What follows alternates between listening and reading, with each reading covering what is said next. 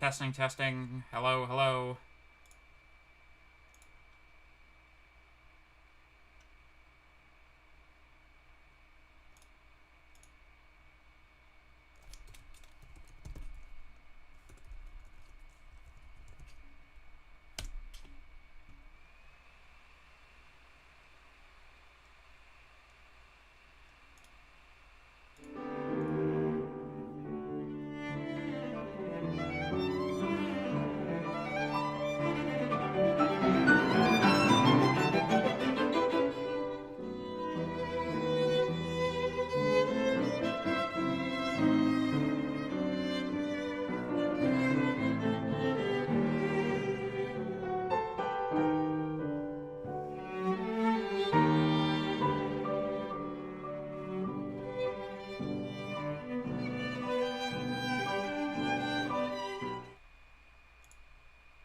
All right. Thank you. Sorry for that. I'm not sure why that happened. But, you know, reason 3,472 that I hate Teams. Absolutely ridiculous. Not research. I want documents. I want master teaching. I want 1MD3. There we go.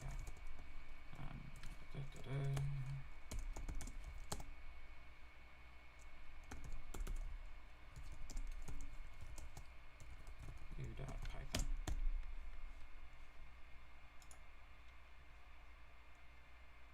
All right. So, might as well get started. Sorry that it took, like, an inordinate amount of time to get the technology to cooperate with us. I should have just continued my old stream. Absolutely ridiculous. Why on earth? Why on earth? I don't know. Anyway, so,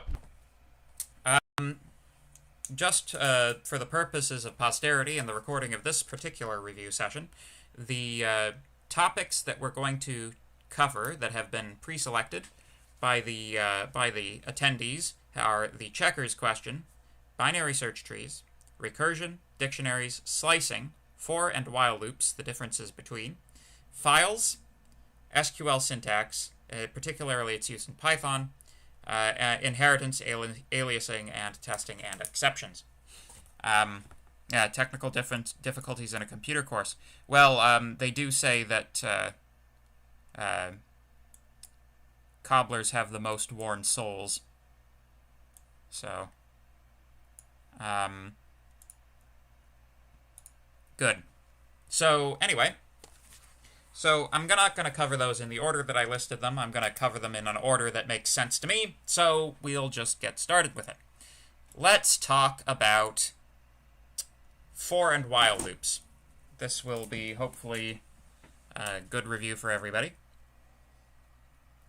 So, the primary difference between a for loop and a while loop is that a while loop operates on a Boolean condition, whereas a for loop operates over a data structure. So, if we have a typical example of a loop, say I is equal to 0, while I is less than 10, print I, this is a typical example of a loop. Python 3 review.py. Oh, I need something else. Oh, I need to save it. There we go. Haha! So, of course, the thing that's tricky about while loops is that if you don't modify the variable at some point during the loop, then I does not get incremented, which means that I will never be greater than or equal to 10, which means this loop will run forever, which is what you see in this terminal here. So, I need to save my work before I compile it. There we go. So, in this case, the while loop just operates very similarly to an if statement. The condition that in the if statement is used to select a branch of the code. In a while loop, it is used to determine how long execution is trapped inside the loop. So, while loops are a little bit tricky to use, but in general, they're not completely... so most of the things you can do with a while loop, you can do with a for loop instead, more easily, faster, and with fewer errors. But there are some instances where while loops, you need a while loop because the condition is something that's like non-numerical. If you're continuously prompting the user for input until you get input that conforms to the input you want, that's an example where you would use a loop, or a while loop instead of a for loop. So for loops then. For I in range 10 print I. This statement, this for loop, does the exact same thing as this while loop. The thing about, see, you get the same thing twice. The thing about a for loop, in Python, for loops must have a data structure over which they operate. A for loop picks out each individual element of a data structure, and it executes the body of the loop once for each element. So if we have a list, which is 2, 4, 6, 8, who do we appreciate? If we for loop over that list, you will see what we get is 2, 4, 6, 8. Let me just print a separator in here.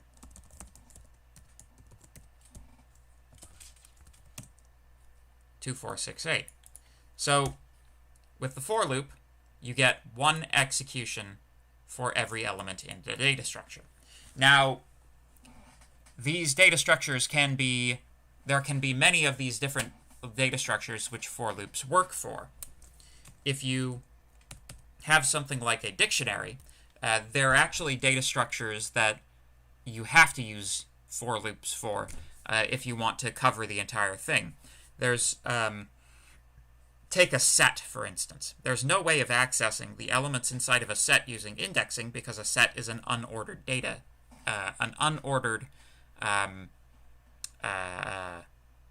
data structure. However, you can iterate through the elements of a set using a for loop, and that's actually the only way you can do it. Notice that things are no longer in order because we're now in a set. So yeah, while loops, simple pure arithmetic, operates on the values of variables or whatever condition you wish to write for the while loop. For loops must have a data structure they operate over. So there we go. For loops and while loops. Bam. Let's talk slicing.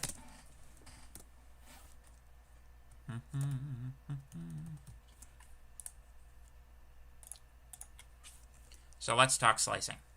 That was for loops versus while loops. So this will be slicing. So slicing is a operation which allows you to create a subset of a list or other data structure.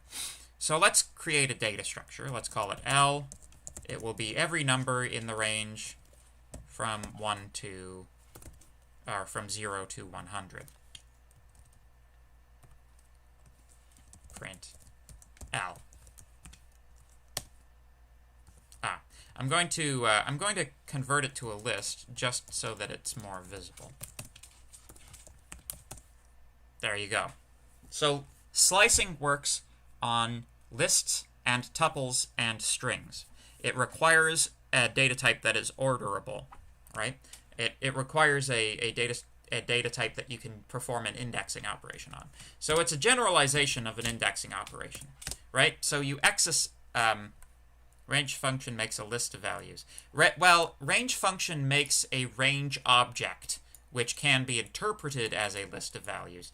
This explicitly typecasts it as a list so that we can actually see what's going on. Previously, the range object was just, that's what it looks like if you try to print it without converting it to a list. So, with lists, you access you can access an element using indexing like this, right? So, in this case, the 19th element is element 18 because lists use 0 indexing. You can specify 3 different numbers here which change how you get a sublist out of the list. The first one is what you want to start at. So let's say the 9th element, or the 10th element, which is element number 9 because of 0 indexing.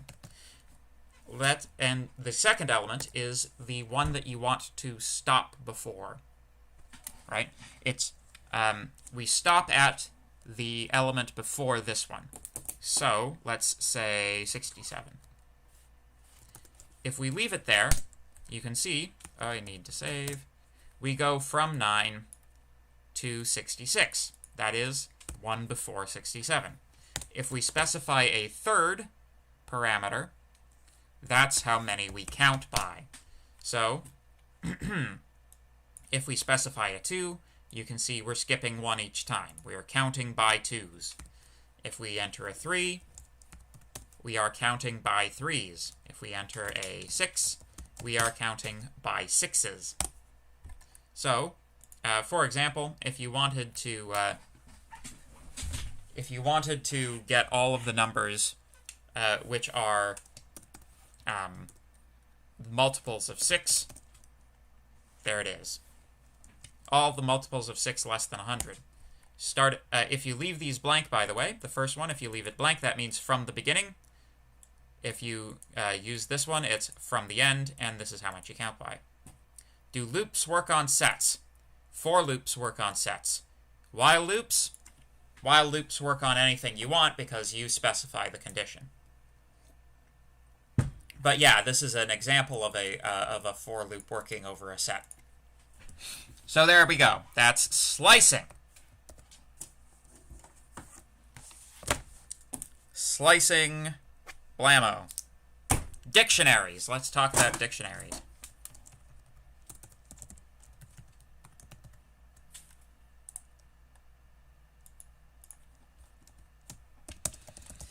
Dictionary.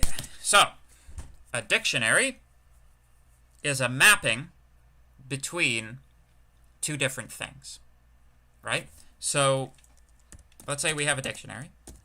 The way that we define a dictionary is we have first element, second element, with a colon in between them. Let's say apple, orange, guava. How would you slice in a set? Because there is no order in a set. You would not. Let me load up the Python interpreter. So let's say we had a set. 1, 2, 3, 4. Set from 1 to 3 doesn't make any sense. Set object is not subscriptable. So you cannot perform a slice operation on a set, and you also can't perform a slice operation on a dictionary. We have not covered any questions yet. No, we're just going over topics so far. So, if we have a dictionary, 1 apple, 2 orange, 3 guava, and we ask for D at 1, we get, as a result, we have to print it, pardon me, I should actually be doing this in the interpreter, apple. There we go. So, the thing about a dictionary is you don't have to index it with numbers. You can actually index it with anything you want. So you could use, foo, and you could use bar, and you can access the elements that foo and bar point to by using foo as the index. So foo points to orange, and bar points to guava, and 1 still points to apple. So that's what a dictionary is. A dictionary is a way of,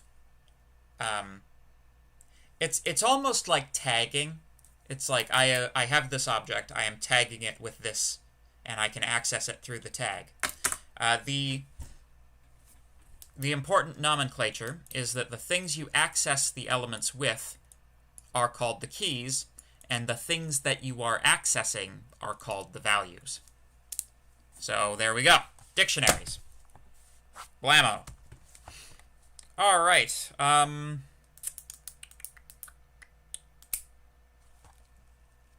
So let's talk recursion. Does anybody have any specific recursion questions they want to see, or would you like me to just review recursion in general?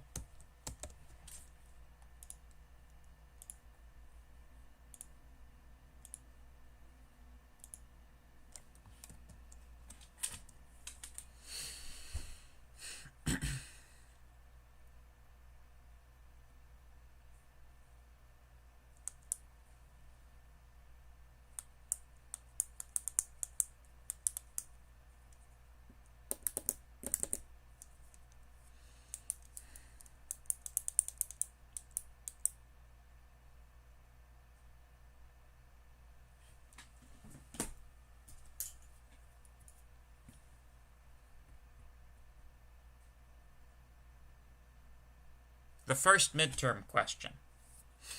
Okay. Give me a moment to look that up. All right.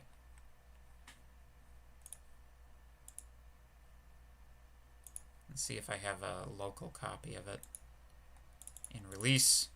No, I don't. Okay.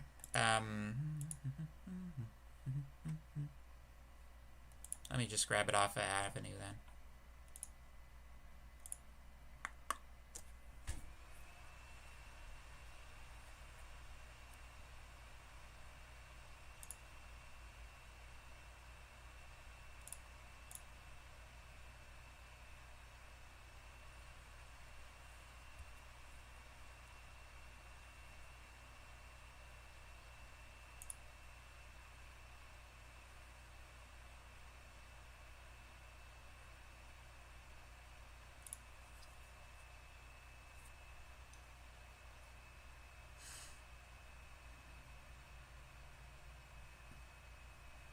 There we go.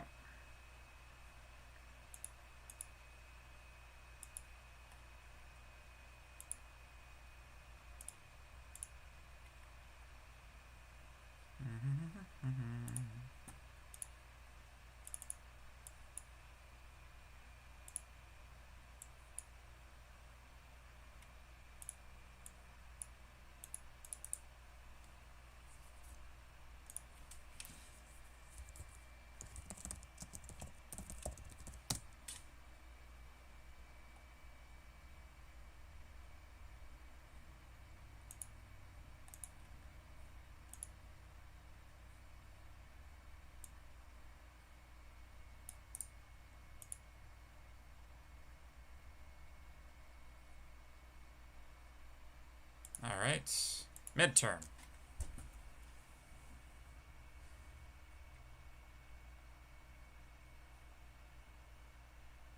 Recursive integration. Right, okay. So we'll start off with a sort of general introduction to the idea of a recursion.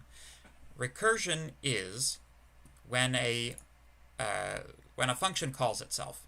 That's recursion.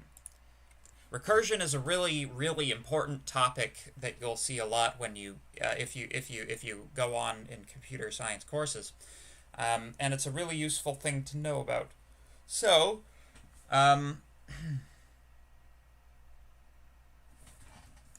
recursion then. In calculus, we learned about something called the definite integral, which can be used to calculate the area under a function f of x on the interval ab.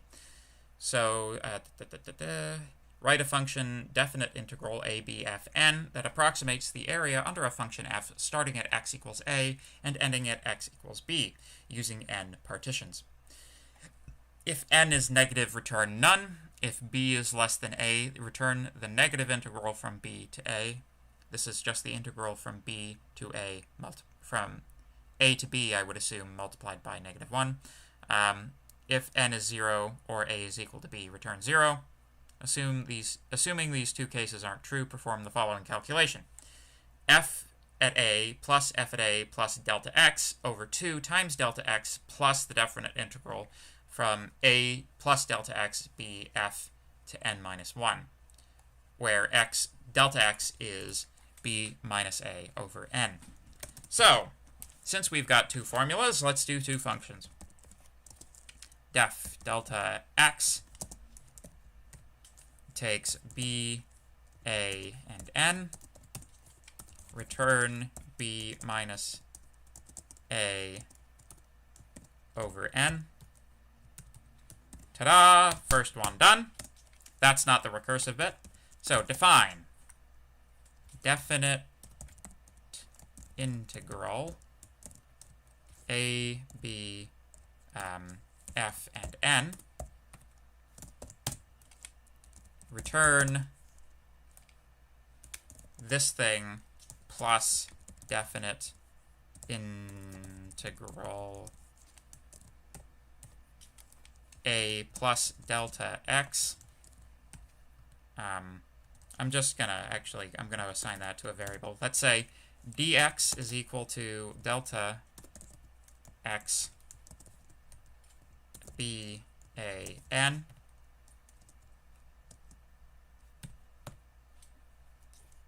A plus dx b f n minus 1. There we go. So this one's pretty easy because it's mostly just direct formula translation.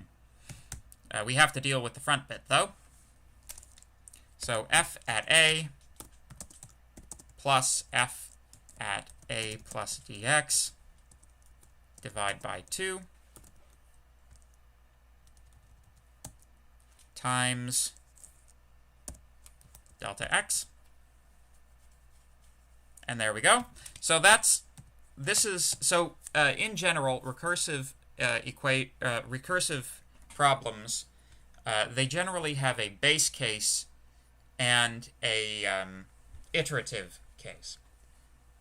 In this particular example, we have a number of different conditions, so we have a number of different base cases that have been defined here, and the iterative case is the formula which I've just put out. So what we want to do, we've got 3 different results here, right? So if n is negative, if n is less than 0, we'll return none. If b is less than a, return -1 times the definite integral from b to a over f with n. And if n is exactly equal to 0, or a is equal to b, we return 0.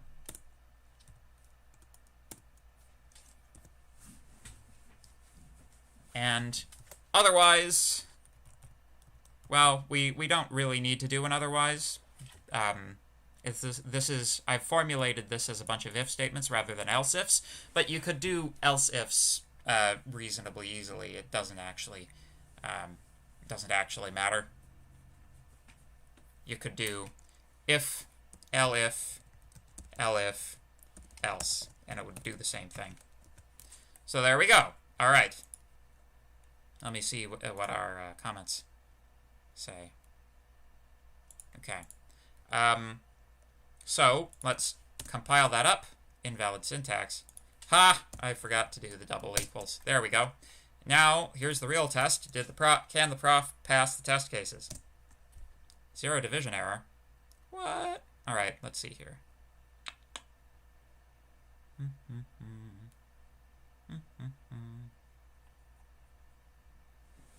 So how on earth are we getting to a situation where... Oh, that's interesting. So in the delta x calculation, we're hitting a problem where n is 0. That's interesting. All right, let's take a look. Print n, because the first thing that you want to do when you're debugging is print the relevant variables. So n goes from 3 to 2 to 1. Well, isn't that interesting? Let's see what's going on here.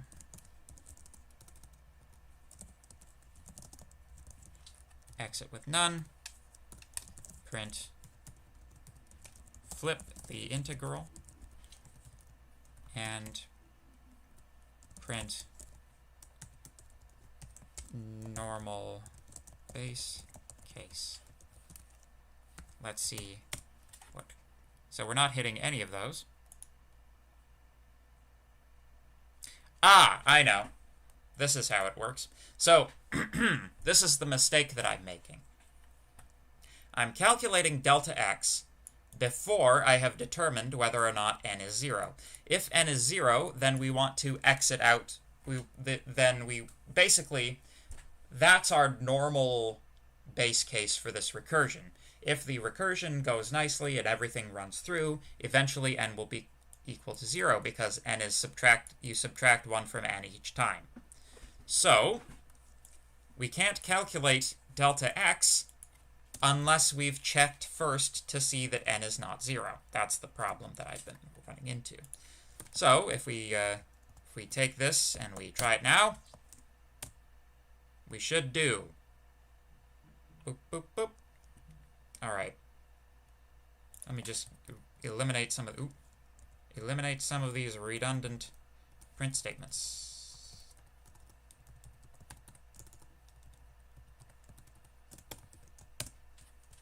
Boop. So we're not passing this test case. That's interesting. Let's see if we can determine why.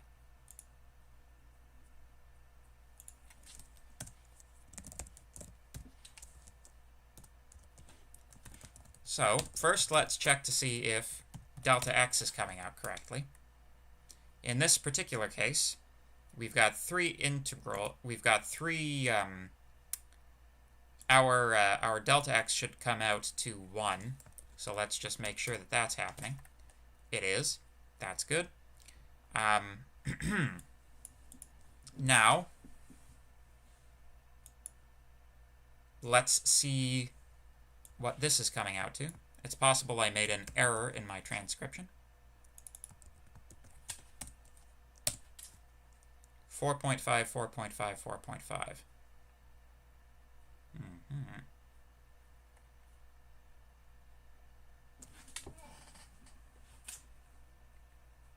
So,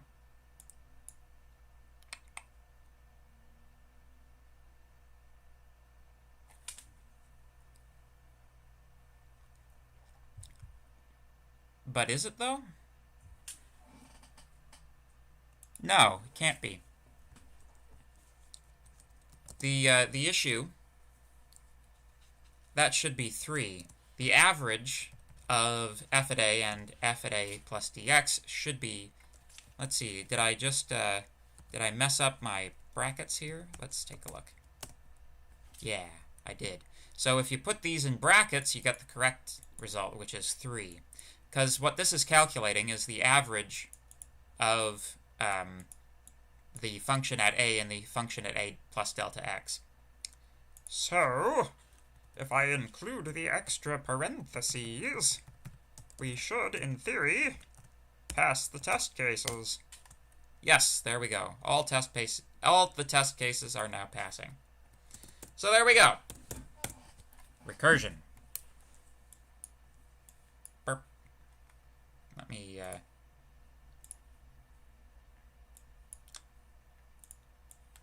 there we go. Yeah. There we go.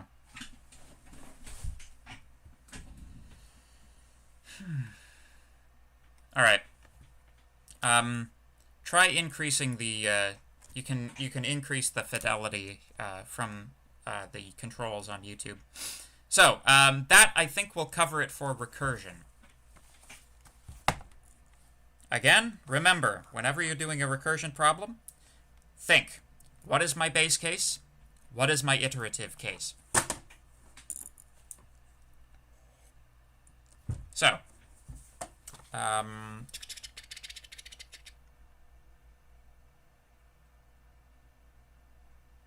let's talk about testing and exceptions. So, for testing, you guys, I'm going to assume you guys are well familiar with the manner in which we perform testing at this point. Again, Python Tutor is your friend. Python Tutor will show you it'll show you the values of your functions as you run through them, so you don't have to guess what your variables are. You can just see what your variables are.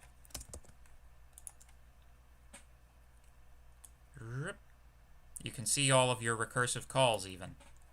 So that's a really useful tool for debugging. I would highly recommend it.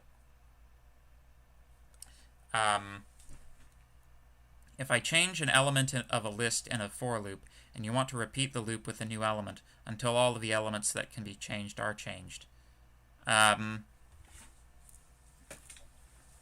So generally speaking, I do not recommend modifying the things that you're for looping over as you're for looping them. I would recommend rather generating a new data structure that a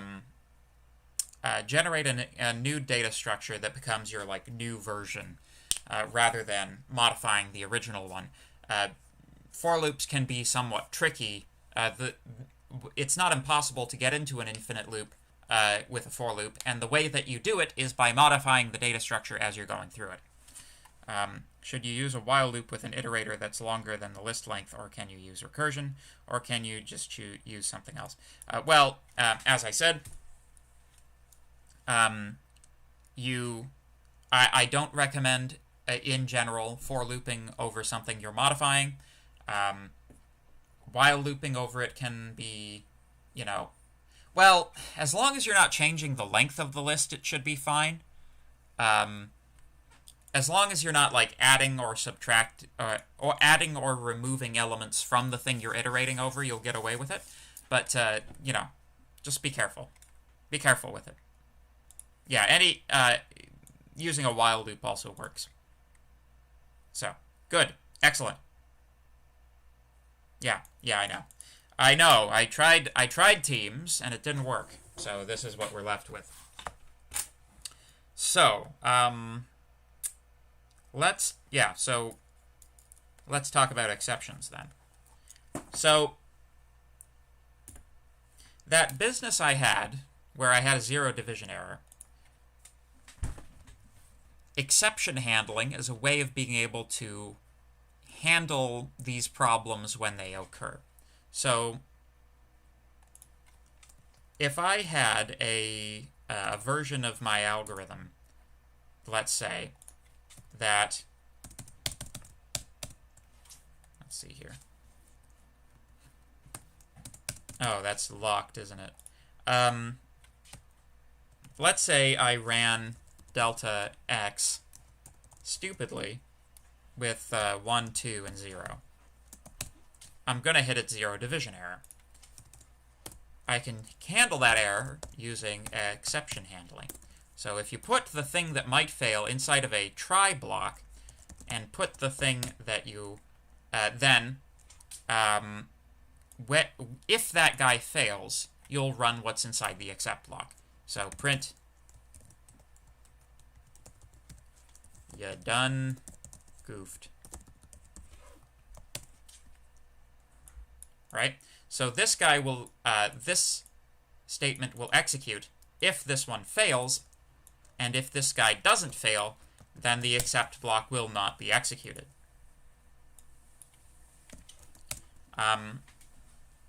This can be used to try to catch specific errors as well as all errors. This formulation is for all errors, but catching for all errors is usually good enough. So that's how you use exceptions. Good.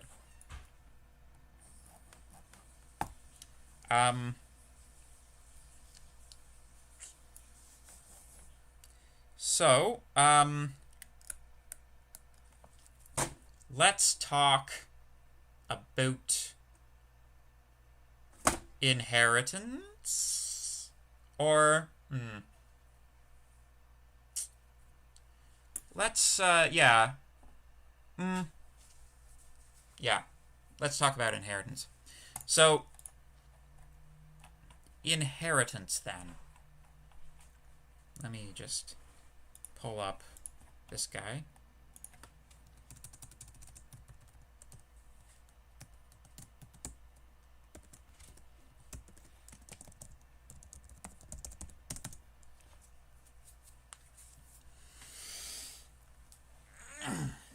So, classes.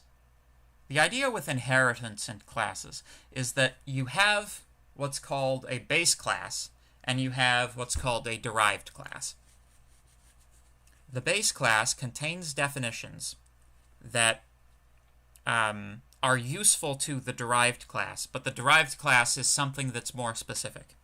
The example that's used in the lecture slides is a point class and a colored point class. So we have a class for points in Euclidean space. It'll have a x and a y component. We can then have, let's just pass this for the moment. If we then have a class class for colored point, which is a point that has a color such as blue or green, we inherit from point using the class's name inside of the parentheses. So the way that this works is anything that's defined inside of point is picked up by colored point. Colored point may then go on to specify more things than point had. We say that colored point inherits from point. Colored point is the derived class, and point is the base class. So if I define a function, release the hounds, colored point would have, by default, this method available without having to do anything itself. And if it wanted to add more functionality, it could overload the definition to include more functionality. So def release the hounds. You call point.release the hounds, and then you do something else like self.hounds released plus equals 10. You've released them. So this guy, this statement, would not execute when the point class executes its version of this method. Colored point's version of this method includes this statement, so when this method is accessed from a colored point object, it includes this extra functionality. This is what's known as polymorphism. The same method does different things when applied to different classes. So that's a quick review of inheritance and how it works. Are there any questions so far? I'm going to take a brief moment to ask if there are any questions from the audience.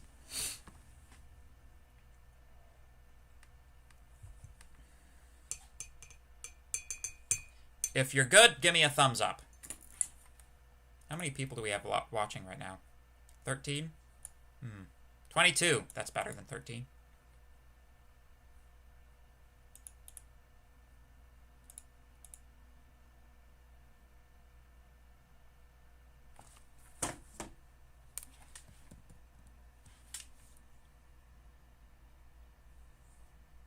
What's going on?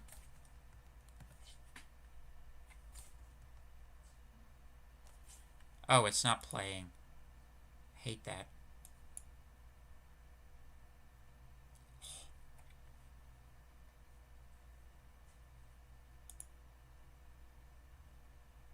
Okay.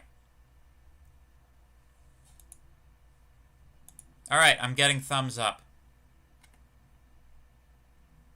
Good. Thumbs up are good.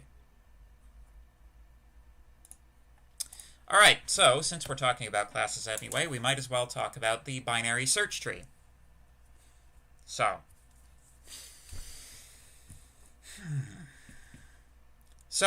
we move from the problem of inheritance to the problem of composition.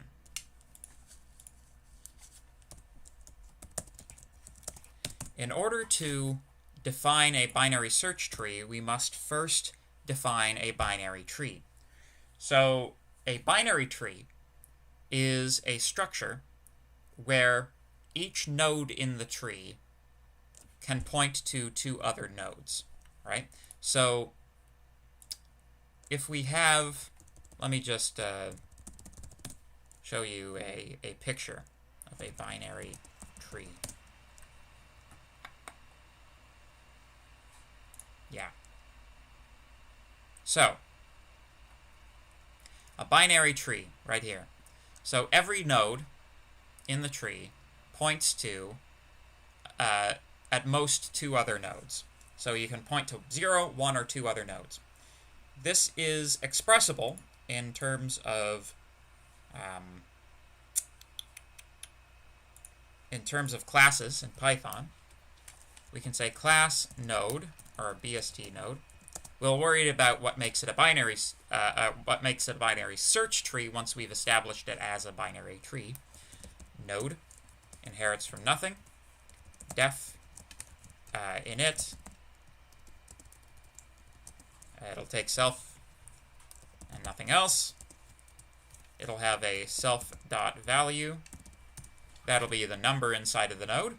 It'll have a self.left and a self.right.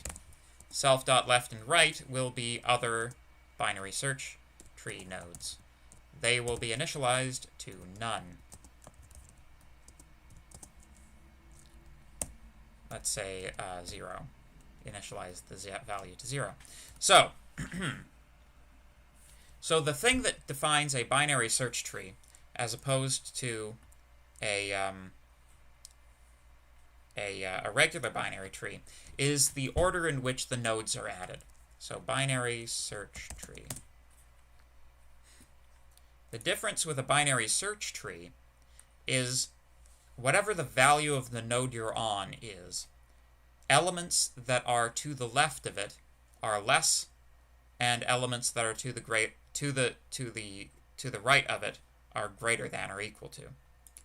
So, given that, we can actually write a method that constructs binary search trees for us. So def add node takes self and a new value val.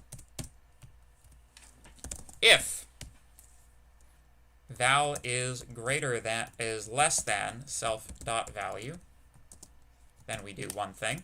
We add it to the left tree, and if not, otherwise, we add it to the right tree. So, if there is nothing on the left tree, we want to create it. So if self.left is equal to none,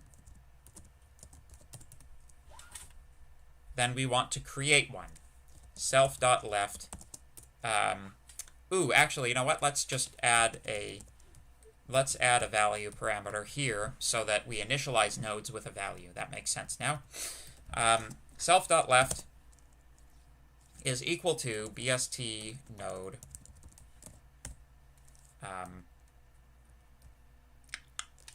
taking the value we're trying to create a node for. Otherwise, if we should finish this off. So if it's not none, then we want to pass this value to that node and have that node deal with it. So self.left.add node value. So this is what you would call a recursive data structure. This data structure is composed of recursive, essentially each node here is the root of its own binary tree, right? If you were to take our image of a binary tree here, if you consider 8 to be the root node, you get this whole tree. If you consider 3 to be the root node, you still get a binary tree.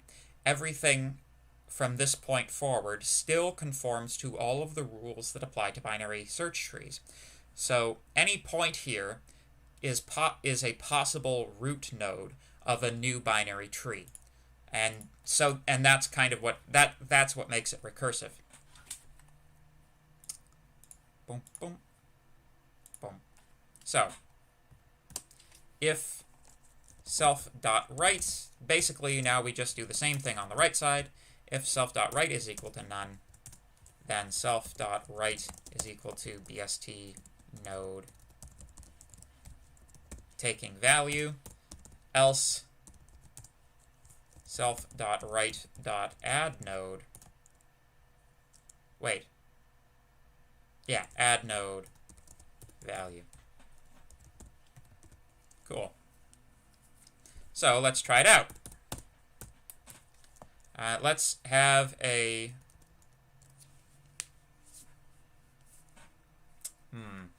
In order to actually do this, we kind of need a way to print it. So let's overload string for this guy.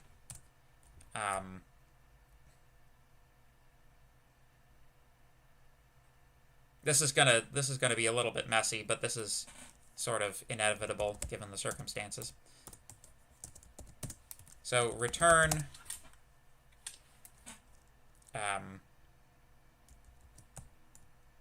let's use curly braces. Concatenate the string conversion of value. We shall then just make it look a little pretty. Left is string convert self.left. You want self.value. And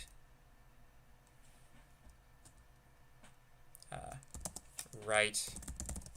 I see your comments. Just give me a second to finish this. String self.right. So line 47 is recursively calling the class with the new value self.left, correct? To make it a new left node. Line 47. I may have modified that.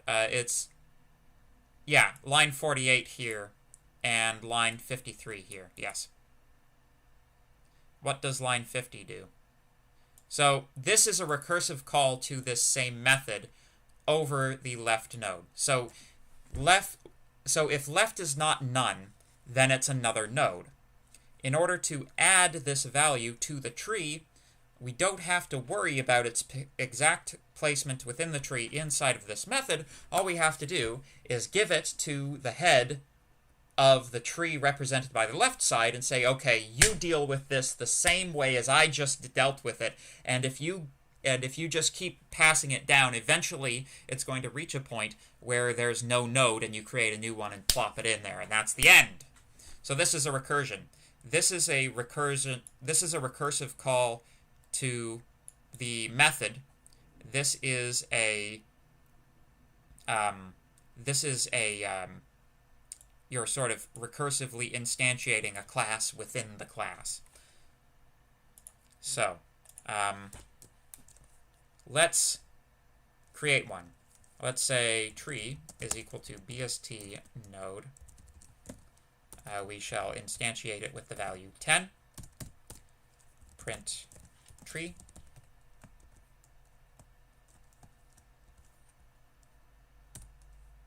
So it's 10, left is none, right is none. Is there a base case in this situation? Yeah, it's creating a new node as the base case. It's a base case because it doesn't require another call to a function or a method, right? It does require, well, it's a base case because it doesn't require another call to the same method. Yeah, sorry, I think I misspoke earlier.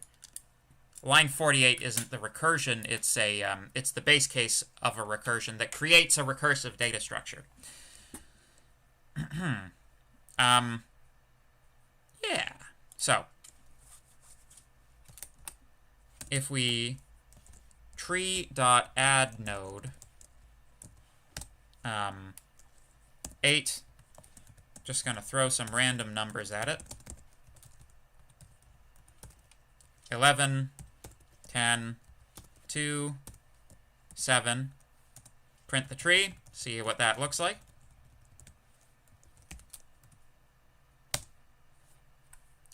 It gets a little bit complicated, but essentially, if you were to take this, copy, and you were to sort of do it out visually like it's a diagram, it would be 10 goes to left is 8. 8 is, it's got, 8's left is 2.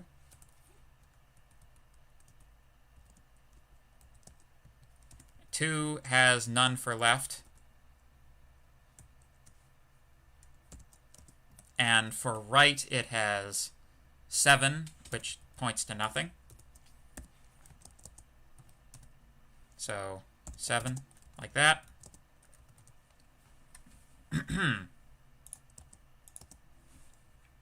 Then, going back up, right is of 8 is none. So the right of everything is then 11.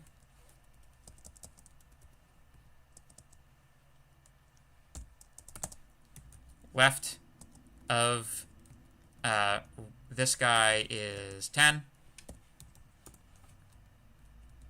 Right, and that gets none and none. So we don't actually have to, like, we don't have to do the ones that point to none either. We can just have them like that. And then 11, 11's right is none. So that's the tree that we've generated.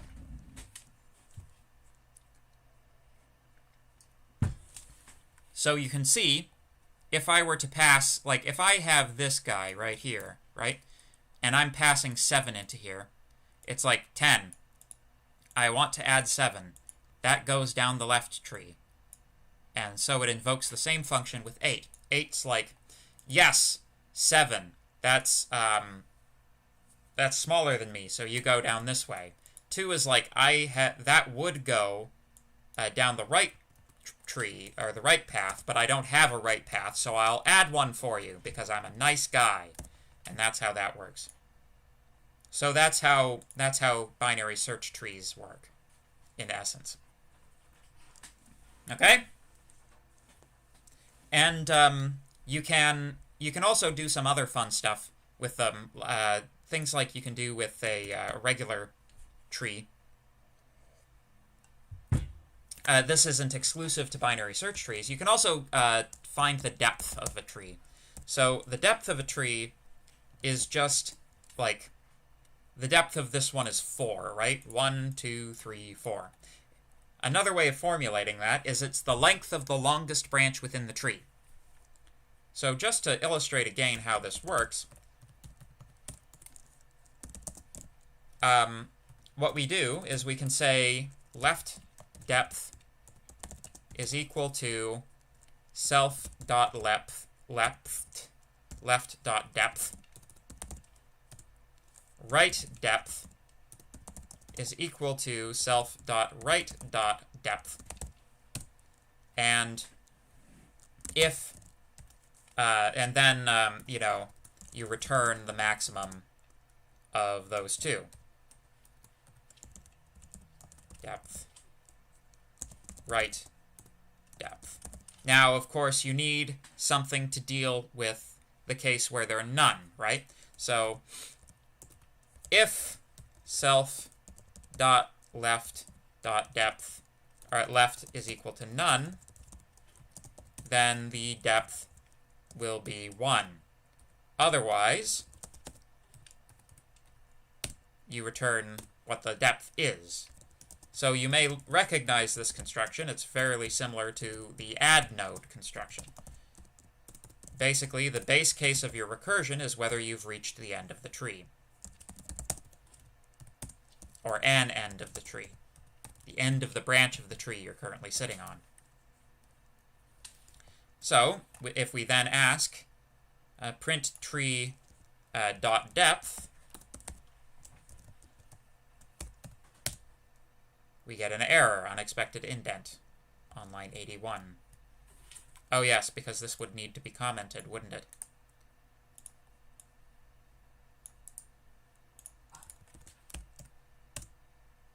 And now right depth is not defined.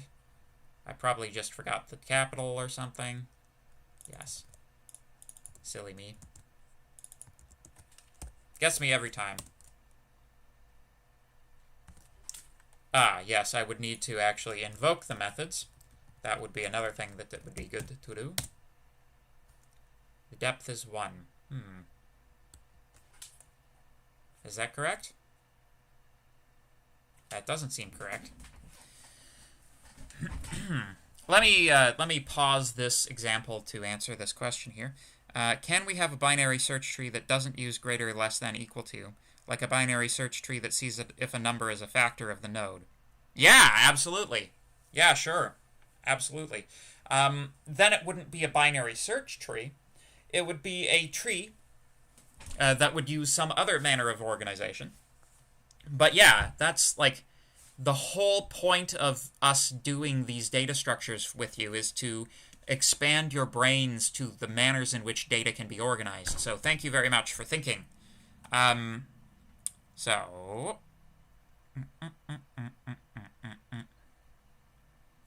self.left equals, oh. I get it. I made a goof. Right depth equals 1, or right depth equals 0, left depth equals 0, and then you also count the one that you're on. So it would be 1 plus 0. Or it would be 1 plus the maximum of the two. That would be a better way of formulating it. So, yeah, rather than just returning 0, we're setting the depth is equal to 0 because, like, return instantly ends the method, right? So if self.left is equal to none, we want to then test the right branch. We set the depth equal to 0. And when we return this, remember, this is recursive, so we want to count the depth of the node that we're currently examining as 1. So this should now work. Yes, it is 4. 4 tree.add node 5. Let's just flesh out that. Depth is 7. Could I post this on Avenue? Yeah, I think I could post this on Avenue. So yeah. Anyway.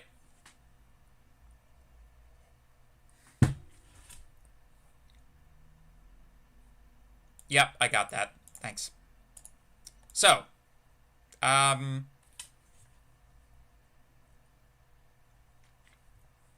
cool. All right, I'm going to call that binary search tree done. So, right now we still have file I/O to do, SQL syntax to do, and checkers. So,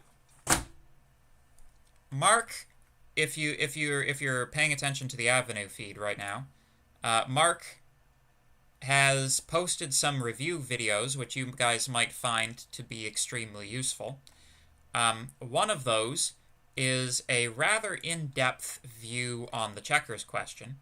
It's an hour long.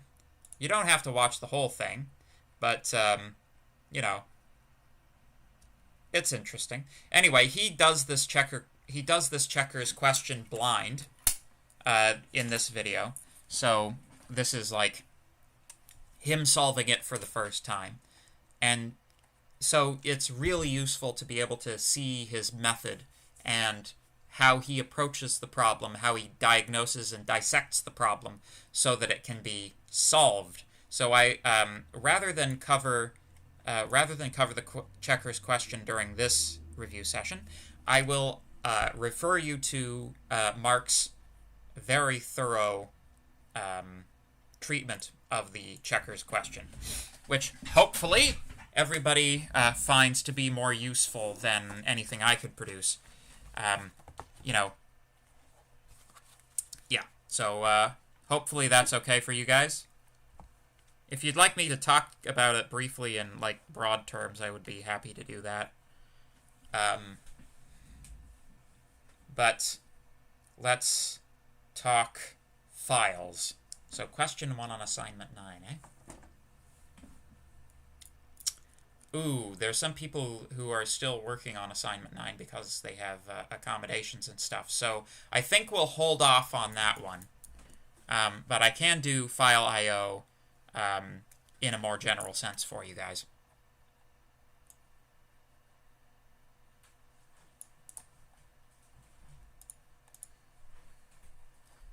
Could we review the Sudoku solver question? Yeah, that's also kind of a long one. It's like, and also that's one, I don't know if I can, I don't think I should give the answers out to assignments that people are still working on, because there are some people who are still working on it because they have extensions through accommodations. So, maybe not. Maybe you can ask me about that during my office hours this week, if that's okay. Yeah. So, yeah. Let's talk files, shall we?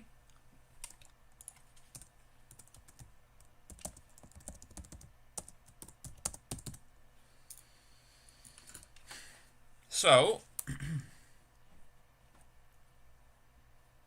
yeah. So let's talk about files. So, regardless as to whether you're working on a CSV file or a JSON file or a plain text file, regardless of whatever type of file you're working on, the procedure in general is going to be the same. The first thing that you're going to do is you'll want to open the file. Open the file name. Let's just pick something from the directory I'm in. Let's say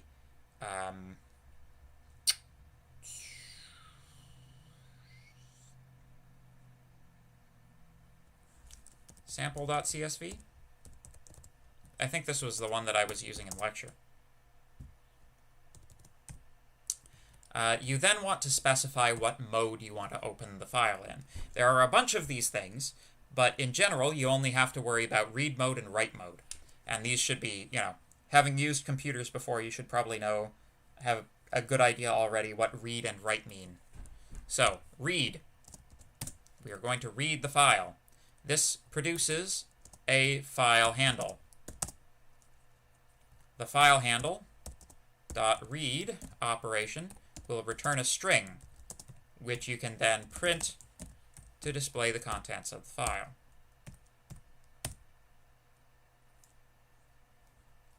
So there we go, the contents of the file. If we don't want, the problem with that, of course, is that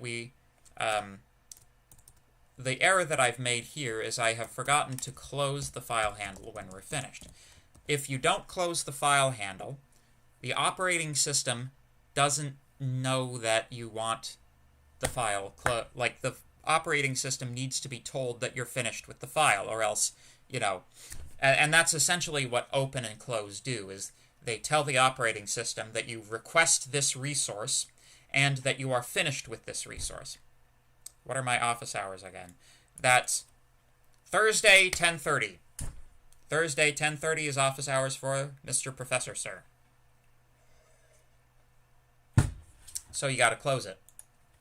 An alternative way of going about that is to use a with clause. With open sample.csv in read mode as file handle. You can just perform these actions and you don't have to worry about closing it. They do have to occur inside of a code block though. So that's how you read. To write, you just put it in W mode. Let's say new file dot text.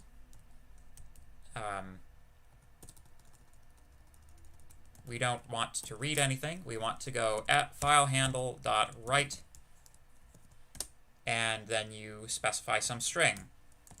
I am the very model of a modern major general, for instance. If we take a look in our directory, we will see new file has been added. So writing a file creates a file. And if we take a look inside of it, new file.text, I am the very model of a modern major general with no new line. Add the new line, and you can see that that the new line is added there. So that's how you write to a file. So that's the general procedure for reading and writing. It doesn't really get much more complicated than that. After that, it's a bunch of string manipulations.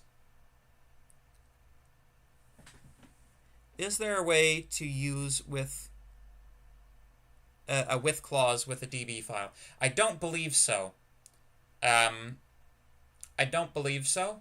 With the SQL stuff, I would recommend just doing it the way that the slides present it.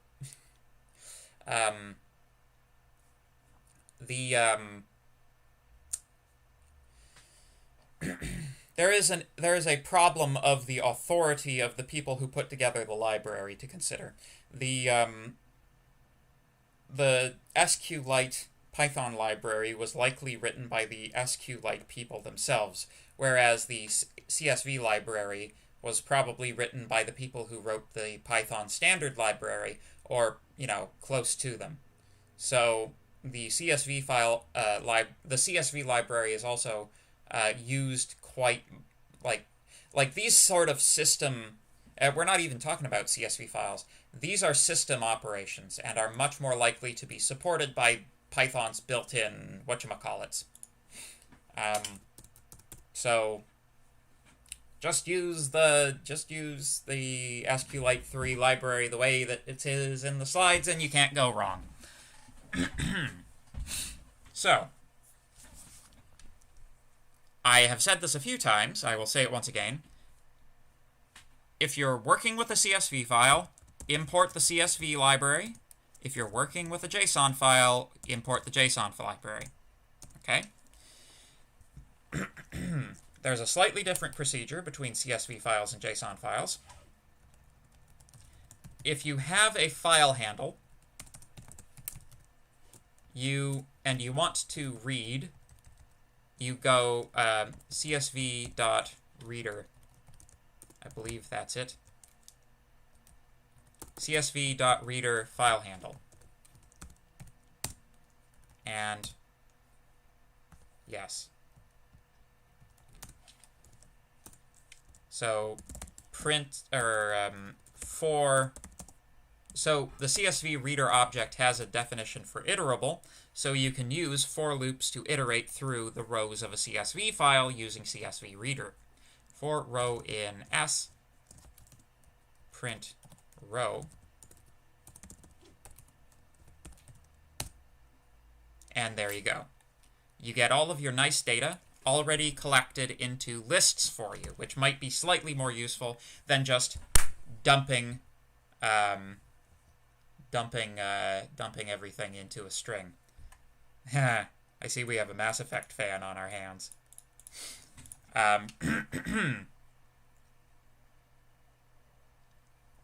Mass Effect was really good before EA ruined it, just like EA ruined SimCity as well. EA ruins everything. That's our motto. Can you only add a dictionary with JSON.dumps, or can you add other objects? You can do dictionaries and lists, and things that are composed of dictionaries and lists. So, getting a little bit ahead of me. So with JSONs instead, the procedure is a little bit different. Let's say, do we have a JSON in this directory? Let's see. Yeah, databases.ipynb.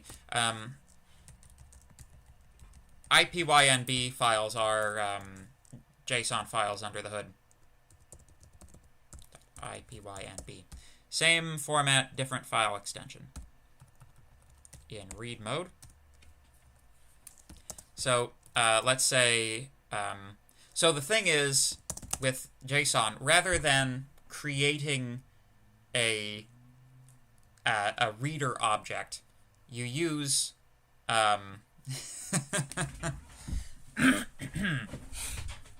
than creating a reader object, you just use the method to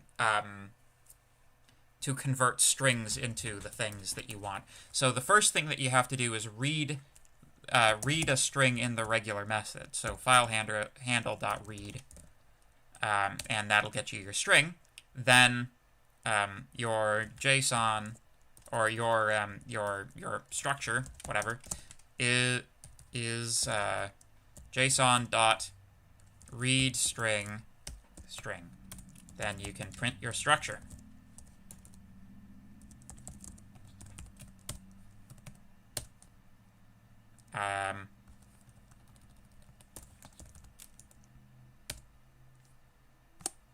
I'm not getting the name of the method right. JSON read Python all.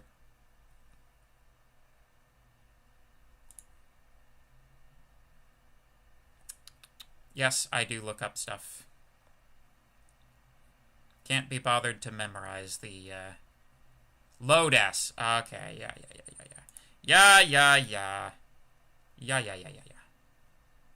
Load S. Yeah, so there you go. There is the database file. There's the JSON right there. And if you want to convert a string into, or if you want to convert a data structure into a JSON writable string, you just use dump S and then you write it to the file in the regular method. Mass Effect Andromeda was such a disappointment. Yes. Combat was fun, though. Yes. Yeah.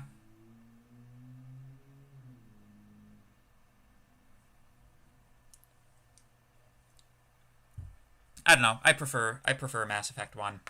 I know it's like, that's a slightly controversial opinion, because everybody thought that Mass Effect 2 was the best Mass Effect. But, believe it or not, I really liked the slow-moving tank. I thought it added to the world building. I also really liked, in Mass Effect 1, how the whole world felt like a contiguous thing, because it didn't show you loading screens. It showed you in an elevator. It gave the whole world a feeling of connectivity that it just simply lacked in all of the subsequent Mass Effect games. To be fair, though, I never played Andromeda, so I don't know if they went back to elevator loading screens, but I kind of suspect they didn't. So anyway, we'll call that files, shall we? So. Yeah. Oh, one more thing. Accessing subdirectories. So, I'm just going to do a little bit of Linuxy stuff. Make directory, subdirectory, just call it sub. So, directories show up in blue. I can then move, say, databases.ipynb to sub. You can see it's been removed from the current active working directory. If I navigate into sub, it's in there now. Okay? So, if I want to if I try to read it now, I'm going to get a file not found error. Yeah, no such file or directory, databases.ipynb. If it's just in a subdirectory, all you have to do is do sub databases, and there it is again. We have found it! So there you go. So, SQL. SQL, reading it from Python. So, this is going to possibly seem like a bit of a cop-out, but I'm really just going to show you the slides again. I know, it's terrible, right? Actually, I could probably just open up that that thing that I was talking about. cd sub Jupyter notebook. There we go.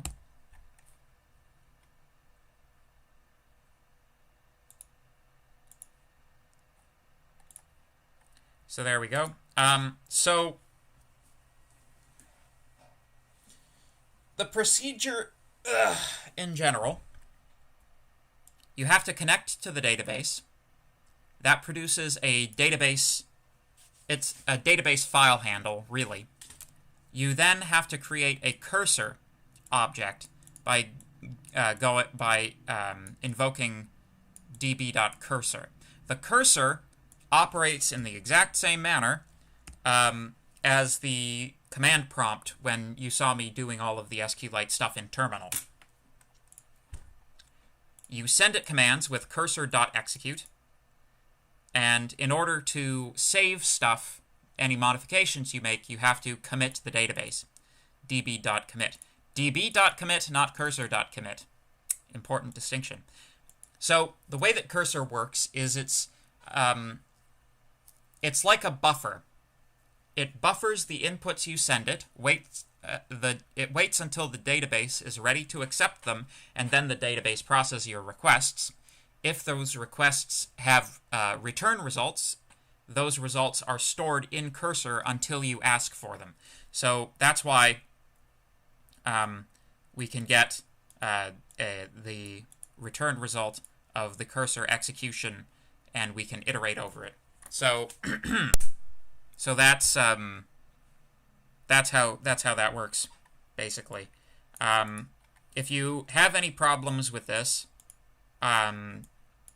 during, an exam that you might have to write or whatever, I would highly recommend opening up the slides and doing a little bit of copy pasta, because that's what I would do. Yeah. So, are there any further questions with the final 7 minutes of class for this course?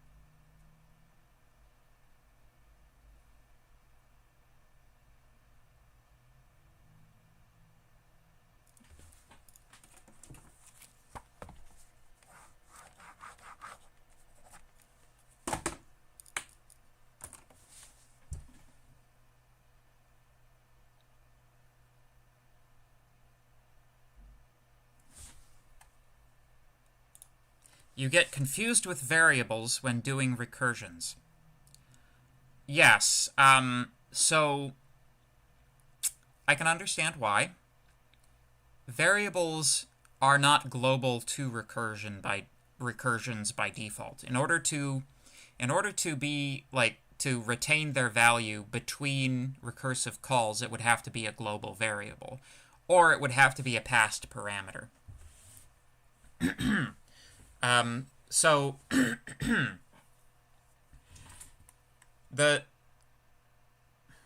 like in memoization, I can't tell if a memo becomes an empty dictionary with every recursive call.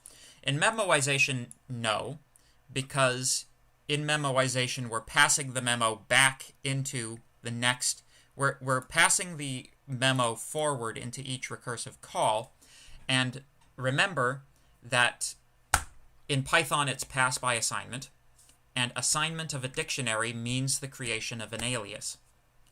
Aliases all point to the same actual memory, so modification of the memo is seen no matter which recursive call you're in, even branching ones, because it's all referring back to the same memory because it's all using aliases. With regular variables, a variable always, so Python always picks the most local version of the variable as the one it's working with, right? A good way of understanding this is by using Python Tutor,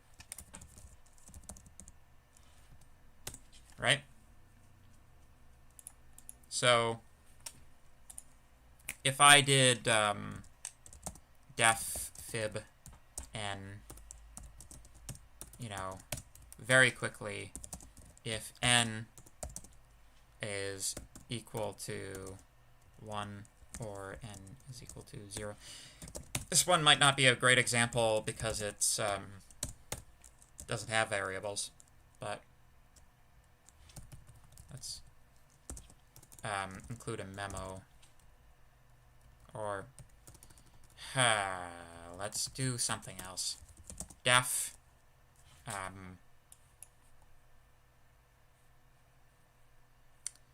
my goodness, let me just pop the chat. Boink. There we go. There we go. So recursion, recurse takes some number n. Let's say it calculates a is n times 3 plus a, or no, yeah, let's say a plus equals 3, right? Then return recurse n minus 1.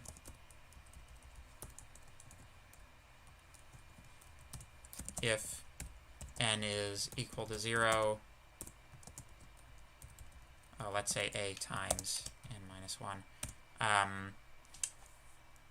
return 1, else. Just sort of a general recursive algorithm, right? So we're going to hit a problem pretty soon. Oh, well, we would actually have to execute this thing, shouldn't we? Recurse on 10. So n is 10, a is not defined, so we can't use it that way. Edit this code. So a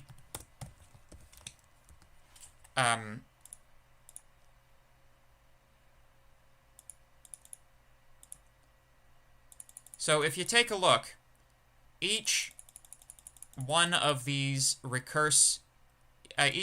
calls to the recurse function contains a separate instance of the a variable. They are modified independently of each other. So whichever one you're on, that's the a that you get. So they don't talk to each other, basically, unless you explicitly declare them as a global variable. Like if I were to say something like, a is equal to 2 global a, then you can see recurse no longer contains a definition for a. It's referring to the global, the reference of a in the global frame. So that's, so it would all be working on the same a. So plus equals would work. So there we go. Is there any way to make a recursive function that does what a recursive function is supposed to do, recursive loop, but at the end of the recursion it returns the memo instead of the recursion value? You would have to write a wrapper. So you would, yeah, there would be a way to do that. It would look something like this. I'll just give you the rough. So fib, you would define fib actual, you know, so memo is equal to empty fib actual, you know, then that would be the actual Fibonacci algorithm. And then since memo is in this the frame of the Fibonacci function, you could return the memo from it. No problem.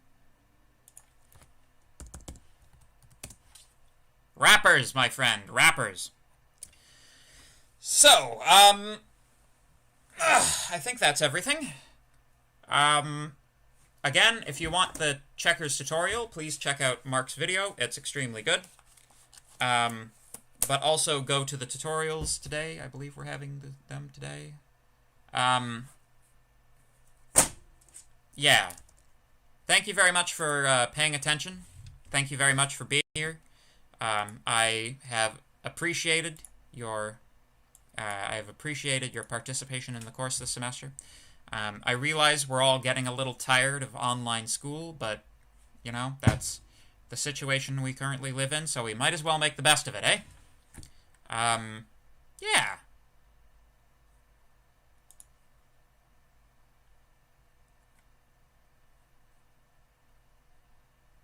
Cool.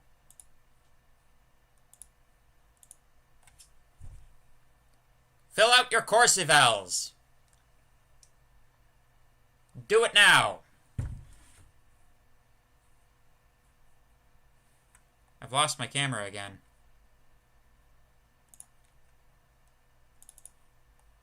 Bloody hell. There we go.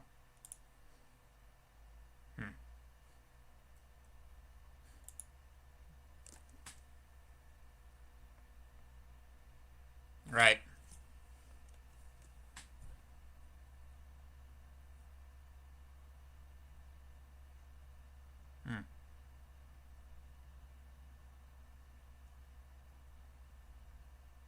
You think this course should be recommended in the undergraduate calendar for Chem 3PC3, Mathematical Tools for Chemistry?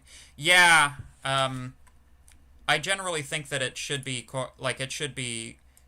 we're getting to the point with science courses in general that everybody should have a intro programming course. That's what they do in engineering. Everybody gets intro programming, no matter what field they're in, and frankly, I think that's a good policy. Thank you. You were awesome. You guys are awesome. Yeah, I'm kind of like, I've seen stuff. I've seen my TAs point at stuff in the course calendars where like tutorials are in person but lectures are not. But you know, when it comes to COVID restrictions, I've been assuming things are going to be the worst they can possibly be, and I haven't been wrong yet. So, you know, we'll see. We'll see how it goes.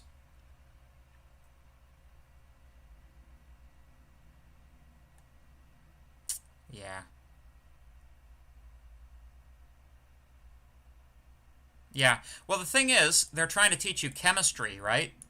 The comment is, we used Python for a lot of the assignments, but they were extremely short and didn't really teach the fundamentals well. Yeah, that's because teaching the fundamentals of Python is not something you can do at the same time as teaching a third-year chemistry course. You know? Yeah. The tutorials for this course or the tutorials for your chemistry course?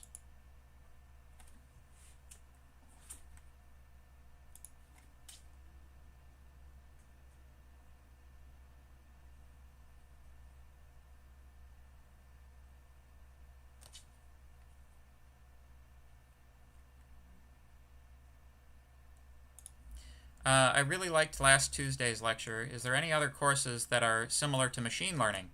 Yeah, I'm pretty sure we've got some. Let me just check the course Undergraduate calendar. McMaster.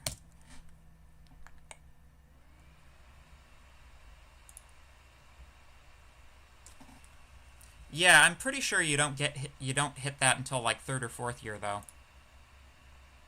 It would have some pretty heavy prerequisites. So probably not something you would do unless you took a minor. Comp. Sci. Filter. Yeah, so...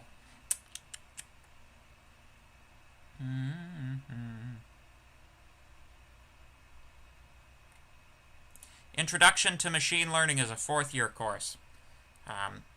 Prerequisites: 1 of Comp Sci 2CO3 or Software Engineering 2 MD3.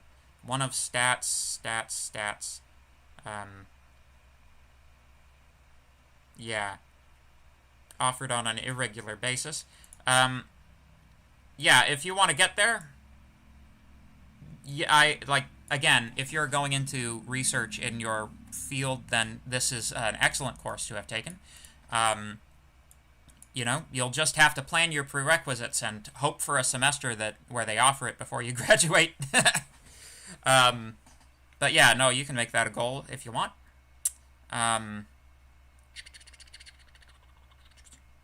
You know, if you liked databases, there are other databases courses. There's a 4th year one there, and I think there might be a 3rd year one as well. Yep, 3rd year. Yep. Lots of fun courses.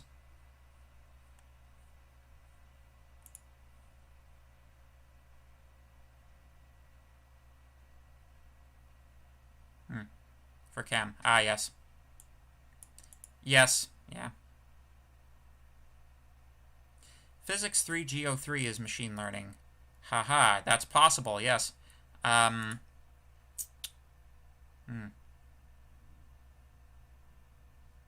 Yeah. Yeah, well, you know. Typos are as typos be. Anyway, I think that'll be it for me. I'll sign off here. If anybody has anything that they'd like to talk about, I will be holding my office hours at 10:30 on Thursday, so please show up there. But otherwise, thank you very much. We will see you guys again sometime. Stay frosty, my friends. That's a terrible sign-off.